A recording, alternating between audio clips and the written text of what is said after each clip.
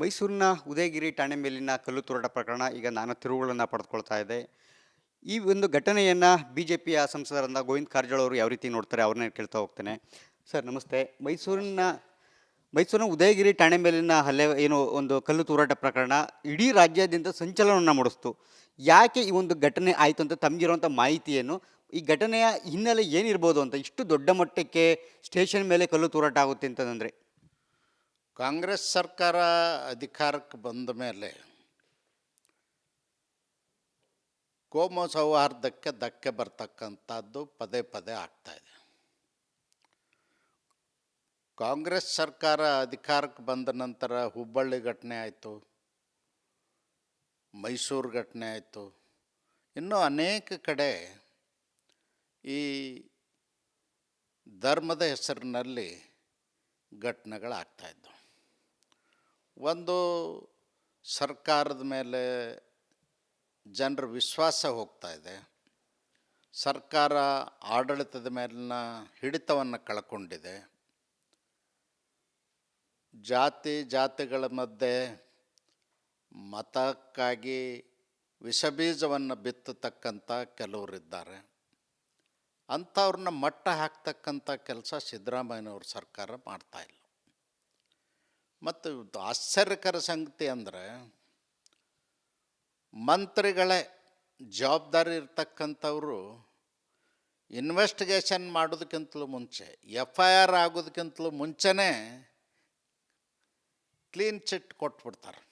ಅಮಾಯಕರಿದ್ದರು, ಸಣ್ಣ ಸಣ್ಣ ಮಕ್ಕಳಿದ್ದರು, ಅವ್ರಿಗೇನೂ ಗೊತ್ತಿಲ್ಲ ಅಂತಕ್ಕಂಥದ್ದು ಸರಿಯಲ್ಲ. ಇವತ್ತು ಮಾಧ್ಯಮದಲ್ಲಿ ವೀಡಿಯೋಗಳು ಬರ್ತಾಯಿದ್ದಾವೆ, CCTVನಲ್ಲಿರ್ತಕ್ಕಂಥ ವೀಡಿಯೋಗಳು ಬರ್ತಾಯಿದ್ದಾವೆ. ಯಾಕೆ ಸರ್ಕಾರ ಕ್ರಮ ತಗೊಳ್ಬಾರ್ದು? FIRನಲ್ಲಿ ಇವತ್ತು ಉದಯಗಿರಿ ಮೈಸೂರಿಂದು 1000 ಜನರು ಗಲಾಟೆ ಮಾಡಿರೋದು ಕಣ್ಣು ಮುಂದೆ ಕಾಣ್ತಾ ಇದೆ. ಮತ್ತು ಎಲ್ಲದಕ್ಕಿಂತಲೂ ದೊಡ್ಡ ಸಮಸ್ಯೆ ಆಗಿರೋದು, ಪೊಲೀಸರಿಗೆ ಹೊಡೆದ್ರು, ಪೊಲೀಸರ ವಾಹನಗಳನ್ನ ಇದು ಮಾಡಿದ್ರು. ಸರ್ಕಾರ ನಡೆಸ್ತಕ್ಕಂಥ ಪದ್ಧತಿ ಏನಿದೆ ಇದು ಸರಿ ಇಲ್ಲ. ಯಾರೇ ಆಗಲಿ, ಯಾವುದೇ ಜನಾಂಗದವ್ರಾಗಲಿ, ಇಂಥ ಕ್ರಿಮಿನಲ್ ಆ್ಯಕ್ಟಿವಿಟೀಸ್ ಮಾಡಿದಾಗ, ಪೊಲೀಸರಿಗೆ ಹೊಡೆದಾಗ, ಪೊಲೀಸರ ಮೇಲೆ ದೌರ್ಜನ್ಯ ಮಾಡಿದಾಗ, ಪೊಲೀಸ್ ಸ್ಟೇಷನ್ ಹೋಗಿ ಗಲಾಟೆ ಮಾಡಿದಾಗ ಬಿಡ್ತಕ್ಕಂಥದ್ದು ಆಗಬಾರ್ದು.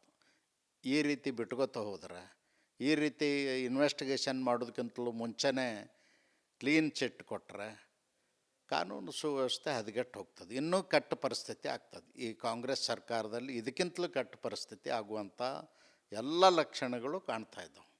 ಅದಕ್ಕೆ 1000 ಜನ FIR ಪೊಲೀಸರು ಮಾಡಿದ ಮೇಲೆ ಕನಿಷ್ಠ ಒಂದು 500 ಜನರನ್ನಾದರೂ ಹಿಡಿದು ತರಬೇಕಾಗಿತ್ತು. ಹಿಡಿದು ತಂದಿಲ್ಲ. ನೀವು ಹಿಡಿದು ತಂದು ಹಾಕದೆ ಹೋದ್ರೆ, ಅವ್ರಿಗೆ ಕಾನೂನಿನ ಕುಣಿಕೆ ಹಾಕದೆ ಹೋದ್ರೆ ಅವರು ಮತ್ತಷ್ಟು ಚಲ್ಲಾಟ ಆಗ್ತದೆ. ಇಂಥದನ್ನು ಹೆಚ್ಚು ಮಾಡ್ಕೋತಾ ಹೋಗ್ತಾರೆ. ಮತ್ತು ಬೇರೆ ಬೇರೆ ಸ್ಥಳಗಳಲ್ಲೂ ಕೂಡ ಇದರದ್ದು ಉದ್ದಟತನ ಜಾಸ್ತಿ ಆಗ್ತದೆ. SDPI ಕಾರ್ಯಕರ್ತರು ಅಂತೇಳಿ ಭಾಳ ಕ್ಲೀನಾಗಿ ಕಾಡ್ತಾ ಇದೆ, ಹೇಳ್ಕೊಳ್ತಾರವರು. ಆದರೂ ಕೂಡ ಸರ್ಕಾರ ಏನೂ ಮಾಡ್ತಾ ಇಲ್ಲ ಅಂದ್ರೆ ಸರ್ಕಾರದ ಕುಮ್ಮಕ್ಕೇನು ಅಂತ ಜನ ಮಾತಾಡ್ಕೊಳ್ತಾ ಇದ್ದಾರೆ. ಸರ್ಕಾರದ ಕುಮ್ಮಕ್ಕಿನಿಂದ ಇದೆಲ್ಲ ನಡೀತದೇನು ಅಂಥೇಳಿ. ಅದಕ್ಕೆ ಅವಕಾಶ ಕೊಡಬಾರ್ದು. ಕೂಡಲೇ ತಪ್ಪಿಸ್ತರನ್ನ ಬಂಧಿಸಿ ಕ್ರಮ ತಗೊಳ್ಬೇಕು. ಹುಬ್ಬಳ್ಳಿದು ಅದೇ ರೀತಿ ಆದದ್ದರಿಂದ ಇವತ್ತು ಹುಬ್ಬಳ್ಳಿಯಲ್ಲಿ ಜನ ಭಯಭೀತರಾಗಿ ಜೀವನ ಮಾಡ್ತಾ ಇದ್ದಾರೆ.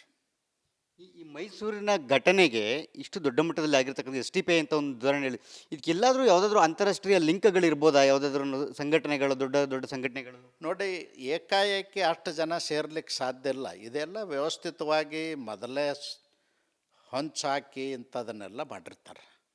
ಇದೊಂದು ಕುತಂತ್ರಿಗಳ ಕೆಲಸ ಇದು. ಅದಕ್ಕೆ ಸರ್ಕಾರ ಅಂಥವ್ರನ್ನ ಬಿಡಬಾರ್ದು, ಬಗ್ಗು ಬಡಿಯುವಂಥ ಕೆಲಸ ಮಾಡಬೇಕು. ಅಂದರೆ ಸರ್ಕಾರಕ್ಕೆ ಒಳ್ಳೆಯ ಹೆಸರು ಬರ್ತದೆ, ಜನ ನಿರ್ಭೀತರಾಗಿ ಜೀವನ ಮಾಡ್ತಾರೆ. ಮುಖ್ಯಮಂತ್ರಿಗಳ ತವರು ಸಿದ್ದರಾಮಯ್ಯನವ್ರ ತವರಲ್ಲಿ ಆಗಿರ್ತಕ್ಕಂಥದ್ದು ಇಷ್ಟಾದರೂ ಕೂಡ ಎಲ್ಲೋ ಒಂದು ಕಡೆ ಕಾನೂನು ಸುವ್ಯವಸ್ಥೆ ಇಷ್ಟರ ಮಟ್ಟಿಗೆ ಹದಗೆಟ್ಟಿದೆಯಾ ಅಂತ? ನೋಡಿ, ಸಿದ್ದರಾಮಯ್ಯನವರು ತವರೇ ಇರ್ಬೋದು, ಇನ್ನೊಬ್ಬರು ತವರೇ ಇರ್ಬೋದು. ಎಲ್ಲಿ ಕಾನೂನಿನ ವ್ಯವಸ್ಥೆ ಹಾಳಾಗ್ತದ ಅಲ್ಲಿಂಥ ಘಟನೆಗಳಾಗ್ತವೆ. ಅದಕ್ಕೆ ಸಿದ್ದರಾಮಯ್ಯನವರು ಅವ್ರ ತವ್ರ ಜಿಲ್ಲೆ ಇರಲಿ ಅಥವಾ ಮತ್ತೊಂದು ಜಿಲ್ಲೆ ಇರಲಿ, ಕಾವೇರಿಯಿಂದ ಭೀಮಾ ನದಿವರೆಗೂ ಎಲ್ಲನೂ ಅವ್ರದ್ದೇ ಜಿಲ್ಲೆ ಇದ್ದಂಗೆ. ಮುಖ್ಯಮಂತ್ರಿ ಇಡೀ ರಾಜ್ಯಕ್ಕೆ ಮುಖ್ಯಮಂತ್ರಿ, 6.5 ಕೋಟಿ ಜನರಿಗೆ ಮುಖ್ಯಮಂತ್ರಿ.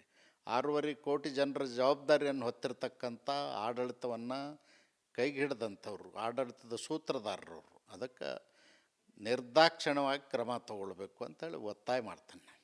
ಈ ಮೈಸೂರು ಈಗ ನೂತನ ಸಂಸದರಾಗಿ ಆಯ್ಕೆ ಆದರು ನಿಮ್ಮ ಪಕ್ಷದ ಯದುವೀರ್ ಒಡೆಯರ್ ಅವರು. ಇದಾದ ಮೇಲೆ ಈ ಘಟನೆ ಆಗಿದೆ, ಇಷ್ಟು ದೊಡ್ಡ ಮಟ್ಟದಲ್ಲಿ ಯಾವತ್ತೂ ಆಗಿರಲಿಲ್ಲ ಅಂತಕ್ಕಂಥದ್ದು. ಎಲ್ಲೋ ಒಂದು ಕಡೆ ಯದುವೀರ್ ಒಡೆಯರ್ ಅವರು ಪಕ್ಷಕ್ಕೆ ಬಂದ ನಂತರ ಅಲ್ಲಿ ಕೆಲವರು ಸಹಿಸಲಾಗದಂತೆಯೇ ಕ್ಷೇತ್ರ ಕೈ ಬಿಟ್ಟೋತು ಅನ್ನೋ ಒಂದು ಕಾರಣಕ್ಕೆ ಎಲ್ಲೋ ಒಂದು ಕಡೆ ಆಗಿದೆ ಅಂತಕ್ಕಂಥ ಒಂದಷ್ಟು ಚರ್ಚೆಗಳಾಗ್ತಾ ಇರ್ತಕ್ಕಂಥದ್ದು. ನೋಡಿ, ಮೈಸೂರು ಅರಸನ ಮನೆತನದ ಬಗ್ಗೆ ಇಡೀ ರಾಜ್ಯದಲ್ಲಿ ಗೌರವ ಇದೆ.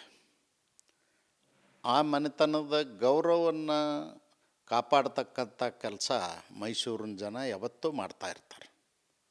ಮೈಸೂರು ಒಡೆಯರು ಆರಿಸಿ ಬಂದ ತಕ್ಷಣ ಇದು ಜನ ಅವ್ರನ್ನ ಒಪ್ಪಿಕೊಂಡಾರಂತ ಅರ್ಥ. ಮೈಸೂರು ಅರಸರು ಹಿಂದೆ ಮಾಡಿರ್ತಕ್ಕಂಥ ಜನಪರ ಆಡಳಿತ, ಕಾಳಜಿ, ಅಭಿವೃದ್ಧಿ ಅದನ್ನೆಲ್ಲ ನೆನಪಿಟ್ಕೊಂಡು ಜನ ಅವ್ರಿಗೆ ಗೆಲ್ಲಿಸಿದ್ದಾರೆ. ಅವ್ರು ಗೆದ್ದ ಮೇಲೆ ಯಾವುದೇ ಇಂಥ ಅಹಿತಕರ ಘಟನೆಗಳಿಗೆ ಅವಕಾಶ ಇರೋದಿಲ್ಲ. ಆದರೆ ಅವರು ಒಳ್ಳೆಯವರು, ಮುಗ್ಧರಿದ್ದಾರೆ. ಮೈಸೂರು ಅರಸರ ಮನೆ ತಂದವರು, ಅವ್ರಿಗೆ ಕೆಟ್ಟ ಹೆಸರು ತರ್ತಕ್ಕಂಥ ಪ್ರಯತ್ನ ಕೆಲವ್ರದ್ದು ಇರ್ಬೋದು. ಅವ್ರು ಗೆದ್ದಿದ್ದಾರೆ ಅಂಥೇಳಿ ಕೆಟ್ಟ ಹೆಸರು ಅಂಥವ್ರನ್ನ ಮಟ್ಟ ಹಾಕಬೇಕು. ಇದರಲ್ಲಿ ಎಲ್ಲೋ ಒಂದು ಕಡೆ ರಾಜಕೀಯ ಪ್ರೇರಿತ ಇದೆ ಅಂತೀರಿ ಆಗಿದ್ರೆ? ರಾಜಕೀಯ ಪ್ರೇರಿತ ಇರಲಾರ್ದ ಇಂಥ ಘಟನೆಗಳೇ ಆಗೋದಿಲ್ಲ. ಮತ್ತು ರಾಜಕೀಯ ಪ್ರೇರಿತ ಇದ್ದದಕ್ಕೆ ಇಂಥ ಘಟನೆಗಳಾಗ್ತವೆ. ಅವ್ರನ್ನ ರಕ್ಷಣೆ ಮಾಡ್ತಕ್ಕಂಥವ್ರು, ಆಡಳಿತದಲ್ಲಿರ್ತಕ್ಕಂಥವ್ರು, ಅಧಿಕಾರದಲ್ಲಿರ್ತಕ್ಕಂಥವ್ರು ದೇಶದ್ರೋಹಿ ಕೆಲಸ ಮಾಡೋರನ್ನ ರಕ್ಷಣೆ ಮಾಡಿದರೆ ಇಂಥದಕ್ಕೆ ಪ್ರೋತ್ಸಾಹ ಆಗ್ತದೆ. ಅದಕ್ಕೆ ಆಗಬಾರ್ದು ಅನ್ನೋದು ನಮ್ಮ ಅಭಿಪ್ರಾಯ. Thank you sir. Yes, Udayagiri ಠಾಣೆ ಮೇಲಿನ ಕಲ್ಲು ತೂರಾಟ ಪ್ರಕರಣವನ್ನು ಗೋವಿಂದ ಕಾರಜೋಳ ಅವರು ಹೇಳೋ ಪ್ರಕಾರ ಇದೊಂದು ರಾಜಕೀಯ ಪ್ರೇರಿತ ಇರುವಂಥ ಸಾಧ್ಯತೆಗಳು ಇದೆ ಅಂತಕ್ಕಂಥ ಮಾತನ್ನು ಹೇಳಿದ್ದಾರೆ. ಜೊತೆಗೆ ಸಂಸದರಾಗಿ ಯದುವೀರ್ ಒಡೆಯರ್ ಏನಾದರೂ ಅವರಿಗೂ ಕೂಡ ಕೆಟ್ಟ ಹೆಸರು ತರುವಂಥ ಪ್ರಯತ್ನಗಳು ನಡೆದಿರುವಂಥ ಸಾಧ್ಯತೆಗಳಿದೆ ಅಂತಕ್ಕಂಥ ಒಂದು ಅನುಮಾನಗಳನ್ನು ವ್ಯಕ್ತಪಡಿಸಿರ್ತಕ್ಕಂಥದ್ದು. ನೋಡೋಣ ಈ ಒಂದು ಪ್ರಕರಣ ಮುಂದೆ ಯಾವೆಲ್ಲ ತಿರುವುಗಳನ್ನು ಪಡ್ಕೊಳ್ಳುತ್ತೆ ಮತ್ತು ಸರ್ಕಾರ ಇದಕ್ಕೆ ಯಾವ ರೀತಿಯಾಗಿ ಒಂದು ಕೊನೆಗೆ ಇತಿಶ್ರೀಯನ್ನು ಆಡುತ್ತೆ ಅನ್ನೋದನ್ನು. ಕ್ಯಾಮ್ರಾ ಪರ್ಸನ್ ಮಧು ಜೊತೆ ಸುರೇಶ್, ರಿಪಬ್ಲಿಕ್ ಕನ್ನಡ, ಬೆಂಗಳೂರು. ಮೈಸೂರಿನ ಉದಯಗಿರಿ ಠಾಣೆ ಮೇಲಿನ ಕಲ್ಲು ತೂರಾಟ ಪ್ರಕರಣ ಈಗ ನಾನಾ ತಿರುವುಗಳನ್ನು ಪಡೆದುಕೊಳ್ತಾ ಇದೆ. ಈ ಒಂದು ಘಟನೆಯನ್ನು BJPಯ ಸಂಸದರಾದ ಗೋವಿಂದ ಕಾರಜೋಳ ಅವರು ಯಾವ ರೀತಿ ನೋಡ್ತಾರೆ ಅವ್ರನ್ನೇ ಕೇಳ್ತಾ ಹೋಗ್ತೇನೆ. ಸರ್ ನಮಸ್ತೆ. ಮೈಸೂರಿನ ಉದಯಗಿರಿ ಠಾಣೆ ಮೇಲಿನ ಹಲ್ಲೆ ಏನು ಒಂದು ಕಲ್ಲು ತೂರಾಟ ಪ್ರಕರಣ ಇಡೀ ರಾಜ್ಯಾದ್ಯಂತ ಸಂಚಲನವನ್ನು ಮೂಡಿಸ್ತು. ಯಾಕೆ ಈ ಒಂದು ಘಟನೆ ಆಯಿತು ಅಂತ ತಮಗಿರುವಂಥ ಮಾಹಿತಿಯನ್ನು, ಈ ಘಟನೆಯ ಹಿನ್ನೆಲೆ ಏನಿರ್ಬೋದು ಅಂತ ಇಷ್ಟು ದೊಡ್ಡ ಮಟ್ಟಕ್ಕೆ ಸ್ಟೇಷನ್ ಮೇಲೆ ಕಲ್ಲು ತೂರಾಟ ಆಗುತ್ತೆ ಅಂತಂದರೆ? ಕಾಂಗ್ರೆಸ್ ಸರ್ಕಾರ ಅಧಿಕಾರಕ್ಕೆ ಬಂದ ಮೇಲೆ ಕೋಮು ಸೌಹಾರ್ದಕ್ಕೆ ಧಕ್ಕೆ ಬರ್ತಕ್ಕಂಥದ್ದು ಪದೇ ಪದೇ ಆಗ್ತಾಯಿದೆ. ಕಾಂಗ್ರೆಸ್ ಸರ್ಕಾರ ಅಧಿಕಾರಕ್ಕೆ ಬಂದ ನಂತರ ಹುಬ್ಬಳ್ಳಿ ಘಟನೆ ಆಯಿತು,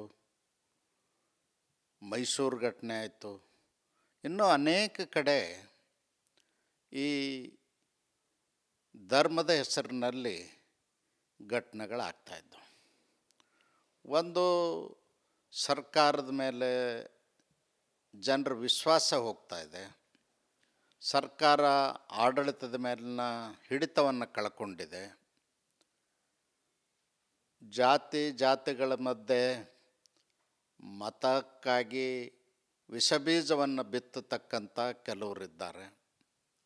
ಅಂಥವ್ರನ್ನ ಮಟ್ಟ ಹಾಕ್ತಕ್ಕಂಥ ಕೆಲಸ ಸಿದ್ದರಾಮಯ್ಯನವ್ರ ಸರ್ಕಾರ ಮಾಡ್ತಾಯಿಲ್ಲ. ಮತ್ತು ಆಶ್ಚರ್ಯಕರ ಸಂಗತಿ ಅಂದರೆ ಮಂತ್ರಿಗಳೇ, ಜವಾಬ್ದಾರಿ ಇರ್ತಕ್ಕಂಥವರು ಇನ್ವೆಸ್ಟಿಗೇಷನ್ ಮಾಡೋದಕ್ಕಿಂತಲೂ ಮುಂಚೆ, FIR ಆಗೋದಕ್ಕಿಂತಲೂ ಮುಂಚೆನೇ ಕ್ಲೀನ್ ಚಿಟ್ ಕೊಟ್ಬಿಡ್ತಾರೆ. ಅಮಾಯಕರಿದ್ದರು, ಸಣ್ಣ ಸಣ್ಣ ಮಕ್ಕಳಿದ್ದರು, ಅವ್ರಿಗೇನೂ ಗೊತ್ತಿಲ್ಲ ಅಂತಕ್ಕಂಥದ್ದು ಸರಿಯಲ್ಲ. ಇವತ್ತು ಮಾಧ್ಯಮದಲ್ಲಿ ವೀಡಿಯೋಗಳು ಬರ್ತಾಯಿದ್ದಾವೆ, CCTVನಲ್ಲಿರ್ತಕ್ಕಂಥ ವೀಡಿಯೋಗಳು ಬರ್ತಾಯಿದ್ದಾವೆ.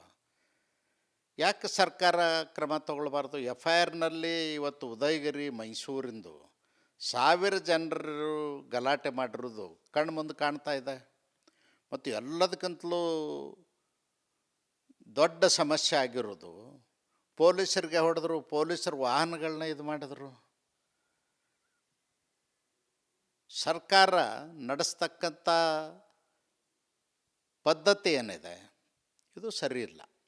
ಯಾರೇ ಆಗಲಿ, ಯಾವುದೇ ಜನಾಂಗದವ್ರಾಗಲಿ, ಇಂಥ ಕ್ರಿಮಿನಲ್ ಆ್ಯಕ್ಟಿವಿಟೀಸ್ ಮಾಡಿದಾಗ, ಪೊಲೀಸರಿಗೆ ಹೊಡೆದಾಗ, ಪೊಲೀಸರ ಮೇಲೆ ದೌರ್ಜನ್ಯ ಮಾಡಿದಾಗ, ಪೊಲೀಸ್ ಸ್ಟೇಷನ್ ಹೋಗಿ ಗಲಾಟೆ ಮಾಡಿದಾಗ ಬಿಡ್ತಕ್ಕಂಥದ್ದು ಆಗಬಾರ್ದು. ಈ ರೀತಿ ಬಿಟ್ಕೋತ ಹೋದ್ರೆ, ಈ ರೀತಿ ಇನ್ವೆಸ್ಟಿಗೇಷನ್ ಮಾಡೋದಕ್ಕಿಂತಲೂ ಮುಂಚೆನೇ ಕ್ಲೀನ್ ಚಿಟ್ ಕೊಟ್ಟರೆ ಕಾನೂನು ಸುವ್ಯವಸ್ಥೆ ಹದಗೆಟ್ಟು ಹೋಗ್ತದೆ. ಇನ್ನೂ ಕೆಟ್ಟ ಪರಿಸ್ಥಿತಿ ಆಗ್ತದೆ. ಈ ಕಾಂಗ್ರೆಸ್ ಸರ್ಕಾರದಲ್ಲಿ ಇದಕ್ಕಿಂತಲೂ ಕೆಟ್ಟ ಪರಿಸ್ಥಿತಿ ಆಗುವಂಥ ಎಲ್ಲ ಲಕ್ಷಣಗಳು ಕಾಣ್ತಾ ಇದ್ದವು. ಅದಕ್ಕೆ 1000 ಜನ FIR ಪೊಲೀಸರು ಮಾಡಿದ ಮೇಲೆ ಕನಿಷ್ಠ ಒಂದು 500 ಜನರನ್ನಾದರೂ ಹಿಡಿದು ತರಬೇಕಾಗಿತ್ತು. ಹಿಡಿದು ತಂದಿಲ್ಲ. ನೀವು ಹಿಡಿದು ತಂದು ಹಾಕದೆ ಹೋದ್ರೆ, ಅವ್ರಿಗೆ ಕಾನೂನಿನ ಕುಣಿಕೆ ಹಾಕದೆ ಹೋದ್ರೆ ಅವರು ಮತ್ತಷ್ಟು ಚಲ್ಲಾಟ ಆಗ್ತದೆ. ಇಂಥದನ್ನು ಹೆಚ್ಚು ಮಾಡ್ಕೋತಾ ಹೋಗ್ತಾರೆ. ಮತ್ತು ಬೇರೆ ಬೇರೆ ಸ್ಥಳಗಳಲ್ಲೂ ಕೂಡ ಇದರದ್ದು ಉದ್ದಟತನ ಜಾಸ್ತಿ ಆಗ್ತದೆ. SDPI ಕಾರ್ಯಕರ್ತರಂತೇಳಿ ಭಾಳ ಕ್ಲೀನಾಗಿ ಕಾಡ್ತಾ ಇದೆ, ಹೇಳ್ಕೊಳ್ತಾರವರು. ಆದರೂ ಕೂಡ ಸರ್ಕಾರ ಏನೂ ಮಾಡ್ತಾ ಇಲ್ಲ ಅಂದ್ರೆ ಸರ್ಕಾರದ ಕುಮ್ಮಕ್ಕೇನು ಅಂತ ಜನ ಮಾತಾಡ್ಕೊಳ್ತಾ ಇದ್ದಾರೆ. ಸರ್ಕಾರದ ಕುಮ್ಮಕ್ಕಿನಿಂದ ಇದೆಲ್ಲ ನಡೀತದೇನು ಅಂಥೇಳಿ. ಅದಕ್ಕೆ ಅವಕಾಶ ಕೊಡಬಾರ್ದು. ಕೂಡಲೇ ತಪ್ಪಿಸ್ತರನ್ನ ಬಂಧಿಸಿ ಕ್ರಮ ತಗೊಳ್ಬೇಕು. ಹುಬ್ಬಳ್ಳಿದು ಅದೇ ರೀತಿ ಆದದ್ದರಿಂದ ಇವತ್ತು ಹುಬ್ಬಳ್ಳಿಯಲ್ಲಿ ಜನ ಭಯಭೀತರಾಗಿ ಜೀವನ ಮಾಡ್ತಾ ಇದ್ದಾರೆ. ಈ ಮೈಸೂರಿನ ಘಟನೆಗೆ ಇಷ್ಟು ದೊಡ್ಡ ಮಟ್ಟದಲ್ಲಿ ಆಗಿರ್ತಕ್ಕಂಥ SDPI ಅಂತ ಒಂದು ಉದಾಹರಣೆ ಹೇಳಿ, ಇದಕ್ಕೆಲ್ಲಾದರೂ ಯಾವುದಾದ್ರೂ ಅಂತಾರಾಷ್ಟ್ರೀಯ ಲಿಂಕ್ಗಳಿರ್ಬೋದಾ? ಯಾವುದಾದ್ರೂ ಸಂಘಟನೆಗಳು, ದೊಡ್ಡ ದೊಡ್ಡ ಸಂಘಟನೆಗಳು? ನೋಡಿ, ಏಕಾಏಕಿ ಅಷ್ಟು ಜನ ಸೇರ್ಲಿಕ್ಕೆ ಸಾಧ್ಯ ಇಲ್ಲ. ಇದೆಲ್ಲ ವ್ಯವಸ್ಥಿತವಾಗಿ ಮೊದಲೇ ಹೊಂಚಾಕಿ ಇಂಥದನ್ನೆಲ್ಲ ಮಾಡಿರ್ತಾರೆ. ಇದೊಂದು ಕುತಂತ್ರಿಗಳ ಕೆಲಸ ಇದು. ಅದಕ್ಕೆ ಸರ್ಕಾರ ಅಂಥವ್ರನ್ನ ಬಿಡಬಾರ್ದು, ಬಗ್ಗು ಬಡಿಯುವಂಥ ಕೆಲಸ ಮಾಡಬೇಕು. ಅಂದರೆ ಸರ್ಕಾರಕ್ಕೆ ಒಳ್ಳೆಯ ಹೆಸರು ಬರ್ತದೆ, ಜನ ನಿರ್ಭೀತರಾಗಿ ಜೀವನ ಮಾಡ್ತಾರೆ. ಮುಖ್ಯಮಂತ್ರಿಗಳ ತವರು ಸಿದ್ದರಾಮಯ್ಯನವ್ರ ತವರಲ್ಲಿ ಆಗಿರ್ತಕ್ಕಂಥದ್ದು ಇಷ್ಟಾದರೂ ಕೂಡ ನನ್ನ ಎಲ್ಲೋ ಒಂದು ಕಡೆ ಕಾನೂನು ಸುವ್ಯವಸ್ಥೆ ಇಷ್ಟರ ಮಟ್ಟಿಗೆ ಹದಗೆಟ್ಟಿದೆಯಾ ಅಂತ. ನೋಡಿ, ಸಿದ್ದರಾಮಯ್ಯನವರು ತವರೇ ಇರ್ಬೋದು, ಇನ್ನೊಬ್ಬರು ತವರೇ ಇರ್ಬೋದು. ಎಲ್ಲಿ ಕಾನೂನಿನ ವ್ಯವಸ್ಥೆ ಹಾಳಾಗ್ತದೆ ಅಲ್ಲಿಂಥ ಘಟನೆಗಳಾಗ್ತವೆ. ಅದಕ್ಕೆ ಸಿದ್ದರಾಮಯ್ಯನವರು ತವ್ರ ಜಿಲ್ಲೆ ಇರಲಿ ಅಥವಾ ಮತ್ತೊಂದು ಜಿಲ್ಲೆ ಇರಲಿ, ಕಾವೇರಿಯಿಂದ ಭೀಮಾ ನದಿವರೆಗೂ ಎಲ್ಲನೂ ಅವ್ರದ್ದೇ ಜಿಲ್ಲೆ ಇದ್ದಂಗೆ. ಮುಖ್ಯಮಂತ್ರಿ ಇಡೀ ರಾಜ್ಯಕ್ಕೆ ಮುಖ್ಯಮಂತ್ರಿ, 6.5 ಕೋಟಿ ಜನರಿಗೆ ಮುಖ್ಯಮಂತ್ರಿ.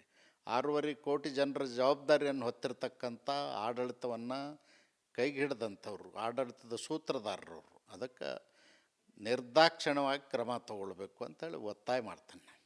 ಈ ಮೈಸೂರು ಈಗ ನೂತನ ಸಂಸದರಾಗಿ ಆಯ್ಕೆ ಆದರು ನಿಮ್ಮ ಪಕ್ಷದ ಯದುವೀರ್ ಒಡೆಯರ್ ಅವರು. ಇದಾದ ಮೇಲೆ ಈ ಘಟನೆ ಆಗಿದೆ, ಇಷ್ಟು ದೊಡ್ಡ ಮಟ್ಟದಲ್ಲಿ ಯಾವತ್ತೂ ಆಗಿರಲಿಲ್ಲ ಅಂತಕ್ಕಂಥದ್ದು. ಎಲ್ಲೋ ಒಂದು ಕಡೆ ಯದುವೀರ್ ಒಡೆಯರ್ ಅವರು ಪಕ್ಷಕ್ಕೆ ಬಂದ ನಂತರ ಅಲ್ಲಿ ಕೆಲವರು ಸಹಿಸಲಾಗದಂತೆ ಕ್ಷೇತ್ರ ಕೈ ಬಿಟ್ಟು ಅನ್ನೋ ಒಂದು ಕಾರಣಕ್ಕೆ ಎಲ್ಲೋ ಒಂದು ಕಡೆ ಆಗಿದೆ ಅಂತಕ್ಕಂಥ ಒಂದಷ್ಟು ಚರ್ಚೆಗಳಾಗ್ತಾ ಇರ್ತಕ್ಕಂಥದ್ದು. ನೋಡಿ, ಮೈಸೂರು ಅರಸನ ಮನೆತನದ ಬಗ್ಗೆ ಇಡೀ ರಾಜ್ಯದಲ್ಲಿ ಗೌರವ ಇದೆ. ಆ ಮನೆತನದ ಗೌರವವನ್ನು ಕಾಪಾಡ್ತಕ್ಕಂಥ ಕೆಲಸ ಮೈಸೂರಿನ ಜನ ಯಾವತ್ತೂ ಮಾಡ್ತಾ ಇರ್ತಾರೆ. ಮೈಸೂರು ಒಡೆಯರು ಆರಿಸಿ ಬಂದ ತಕ್ಷಣ ಇದು ಜನ ಅವ್ರನ್ನ ಒಪ್ಪಿಕೊಂಡಾರಂತ ಅರ್ಥ. ಮೈಸೂರು ಅರಸರು ಹಿಂದೆ ಮಾಡಿರ್ತಕ್ಕಂಥ ಜನಪರ ಆಡಳಿತ, ಕಾಳಜಿ, ಅಭಿವೃದ್ಧಿ ಅದನ್ನೆಲ್ಲ ನೆನಪಿಟ್ಕೊಂಡು ಜನ ಅವ್ರಿಗೆ ಗೆಲ್ಲಿಸಿದ್ದಾರೆ. ಅವ್ರು ಗೆದ್ದ ಮೇಲೆ ಯಾವುದೇ ಇಂಥ ಅಹಿತಕರ ಘಟನೆಗಳಿಗೆ ಅವಕಾಶ ಇರೋದಿಲ್ಲ. ಆದರೆ ಅವರು ಒಳ್ಳೆಯವರು, ಮುಗ್ಧರಿದ್ದಾರೆ. ಮೈಸೂರು ಅರಸರ ಮನೆತಂದವರು, ಅವ್ರಿಗೆ ಕೆಟ್ಟ ಹೆಸರು ತರ್ತಕ್ಕಂಥ ಪ್ರಯತ್ನ ಕೆಲವ್ರದ್ದು ಇರ್ಬೋದು. ಅವ್ರು ಗೆದ್ದಿದ್ದಾರೆ ಅಂಥೇಳಿ ಕೆಟ್ಟ ಹೆಸರು ತರ್ಬೇಕು, ಅಂಥವ್ರನ್ನ ಮಟ್ಟ ಹಾಕಬೇಕು. ಇದರಲ್ಲಿ ಎಲ್ಲೋ ಒಂದು ಕಡೆ ರಾಜಕೀಯ ಪ್ರೇರಿತ ಇದೆ ಅಂತೀರಿ ಆಗಿದ್ರೆ? ರಾಜಕೀಯ ಪ್ರೇರಿತ ಇರಲಾರ್ದ ಇಂಥ ಘಟನೆಗಳೇ ಆಗೋದಿಲ್ಲ. ಮತ್ತು ರಾಜಕೀಯ ಪ್ರೇರಿತ ಇದ್ದದಕ್ಕೆ ಇಂಥ ಘಟನೆಗಳಾಗ್ತವೆ. ಅವ್ರನ್ನ ರಕ್ಷಣೆ ಮಾಡ್ತಕ್ಕಂಥವ್ರು, ಆಡಳಿತದಲ್ಲಿರ್ತಕ್ಕಂಥವ್ರು, ಅಧಿಕಾರದಲ್ಲಿರ್ತಕ್ಕಂಥವ್ರು ದೇಶದ್ರೋಹಿ ಕೆಲಸ ಮಾಡೋರನ್ನ ರಕ್ಷಣೆ ಮಾಡಿದರೆ ಇಂಥದಕ್ಕೆ ಪ್ರೋತ್ಸಾಹ ಆಗ್ತದೆ. ಅದಕ್ಕೆ ಆಗಬಾರ್ದು ಅನ್ನೋದು ನಮ್ಮ ಅಭಿಪ್ರಾಯ. Thank you sir. Yes Udayagiri ಠಾಣೆ ಮೇಲಿನ ಕಲ್ಲು ತೂರಾಟ ಪ್ರಕರಣವನ್ನು ಗೋವಿಂದ ಕಾರಜೋಳ ಅವರು ಹೇಳೋ ಪ್ರಕಾರ ಇದೊಂದು ರಾಜಕೀಯ ಪ್ರೇರಿತ ಇರುವಂಥ ಸಾಧ್ಯತೆಗಳು ಇದೆ ಅಂತಕ್ಕಂಥ ಮಾತನ್ನು ಹೇಳಿದ್ದಾರೆ. ಜೊತೆಗೆ ಸಂಸದರಾಗಿ ದಿವೇರ್ ಒಡೆಯರ್ ಏನಾದರೂ ಅವರಿಗೂ ಕೂಡ ಕೆಟ್ಟ ಹೆಸರು ತರುವಂಥ ಪ್ರಯತ್ನಗಳು ನಡೆದಿರುವಂಥ ಸಾಧ್ಯತೆಗಳಿದೆ ಅಂತಕ್ಕಂಥ ಒಂದು ಅನುಮಾನಗಳನ್ನು ವ್ಯಕ್ತಪಡಿಸಿರ್ತಕ್ಕಂಥದ್ದು. ನೋಡೋಣ ಈ ಒಂದು ಪ್ರಕರಣ ಮುಂದೆ ಯಾವೆಲ್ಲ ತಿರುವುಗಳನ್ನು ಪಡ್ಕೊಳ್ಳುತ್ತೆ ಮತ್ತು ಸರ್ಕಾರ ಇದಕ್ಕೆ ಯಾವ ರೀತಿಯಾಗಿ ಒಂದು ಕೊನೆಗೆ ಇತಿಶ್ರೀಯನ್ನು ಆಡುತ್ತೆ ಅನ್ನೋದನ್ನು. ಕ್ಯಾಮ್ರಾ ಪರ್ಸನ್ ಮಧು ಜೊತೆ ಸುರೇಶ್, ರಿಪಬ್ಲಿಕ್ ಕನ್ನಡ, ಬೆಂಗಳೂರು.